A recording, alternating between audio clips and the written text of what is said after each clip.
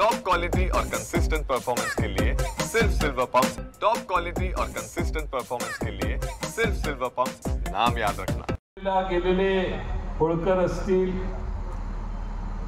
गायकवाड असतील, शिंदे असतील, या सर्वांनी त्या त्या भागात आपलं बस्तान बसवलं।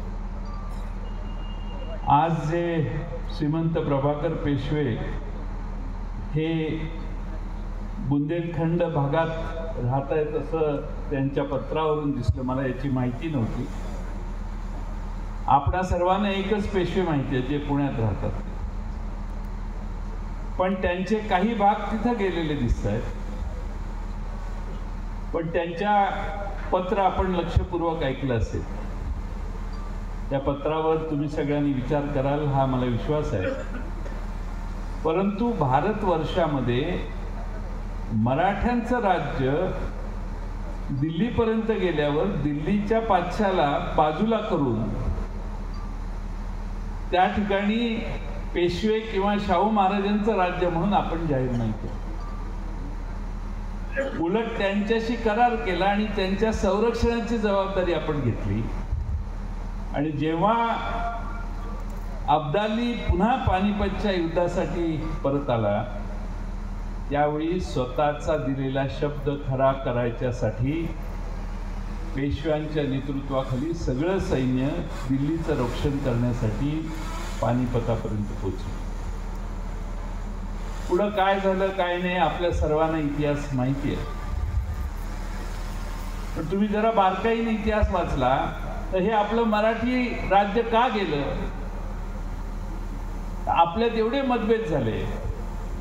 पेशव्यांच्या घराण्यातही मतभेद झाले, होळकर असतील, गायकवाड असतील, शिंदे असतील, यांना देखील एकत्रित करण्याचा प्रयत्न त्यावेळी झाला। या देशातल्या सगळ्या राज्यांना एकत्रित नाना फडणवीसांनी करून ब्रिटिशांच्या विरोधी लढाई केली।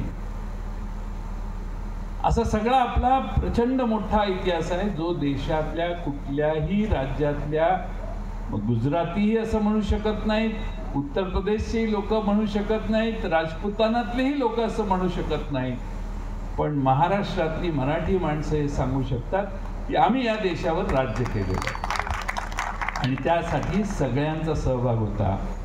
आणि शाहू महाराज सुरुवातीला होतेच, पण त्यानंतरच्या काळामध्ये पुण्यातून राज्याची सूत्र हलत होती आणि या देशाचा कारभार देशात सर्वत्र विस्तारित व्हावा हा प्रयत्न पुण्यातून झाला, हे आपल्याला नाकबूल करून चालणार। आता अलीकडं वेगळ्या समाजाचा द्वेष करण्याची फॅशन सुरू झाली। आपल्या समाजात आपलं नेतृत्व वाढायचं असेल तर दुसऱ्यांना शिव्या देणे ही आता पद्धत सुरू झाली आणि मग त्याला ते डोक्यावर घेतात आणि तो त्या समाजाचा नेता होतो। हे दुर्दैवाने आपण या देशात पाहायला लागलो। दुसऱ्यांना शिव्या दिल्या की आपण मोठा होतो हे काही जणांना अजून लक्षात आलेलं नाही की असं होत नाही। दुसऱ्यांना शिव्या देऊन आपली रेषा मोठी केली तरच आपण मोठे होऊ शकतो, दुसऱ्यांना शिव्या देऊन आपण मोठे होऊ शकत नाही, ही पुन्हाच सगळ्यांनी जाणली। आज दुर्दैवाने या देशात जाती जातीत, महाराष्ट्रात जाती जातीमध्ये द्वेष पसरायला लागलेला। आपण गुण्यागोविंदाने राहणारे यशवंतराव चव्हाणांच्या नेतृत्वाखाली गुण्यागोविंदाने राहत होतो। अनेक ब्राह्मण समाजाचे महाराष्ट्राचे मुख्य सचिव म्हणून काम करणारे अतिशय कर्तबगार असे अधिकारी महाराष्ट्राला या समाजातून आलेले।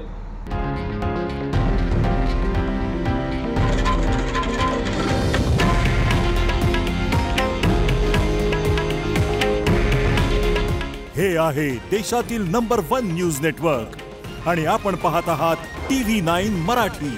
काळजी तुमची, हित महाराष्ट्राचं।